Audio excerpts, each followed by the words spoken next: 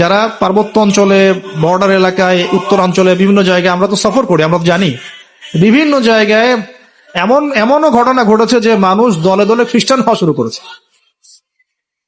দেখুন, রাসূল সাল্লাল্লাহু আলাইহি ওয়াসাল্লাম আমাদের মাঝে এখন সশরীরে নাই, তা তিনি কি রেখে গেছেন আমাদের জন্য? এই দিনটাই তো।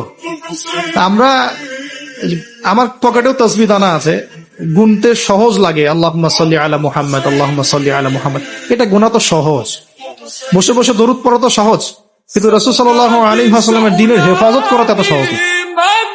তাহলে কোন কাজটা করলে আমরা বড় মুখ করে রাসূলের সামনে দাঁড়াতে পারবো কিয়ামতের দিন? তার দ্বীনের হেফাজত করলে।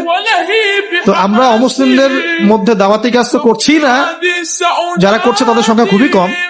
আর যে দলে দলে দিন দিন মানুষ মুসলমান থেকে অমুসলিম হচ্ছে, এই ফিকিরও আমাদের নেই, এই ফিকিরও আমাদের মধ্যে নেই। আমরা তো পড়ে আছি ভাই, সত্যি কথা বলতে আমরা পড়ে আছি হাত বাঁধা নিয়ে। হাত বাঁধবো কোথায়?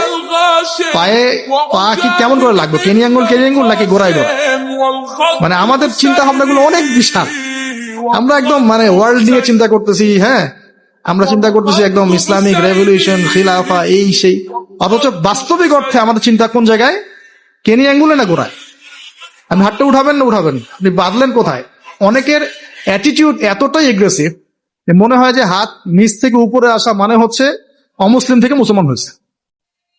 আগে অমুসলিম ছিল, ভাবতে এমন যে আগে মুসলমান ছিলাম না ভাই, আগে দিন কিছুই বুঝতাম না, এখন আমি একদম পরিপূর্ণ সহিতে আসছি। তার মানে আগে আপনি সহিতে ছিলেন না।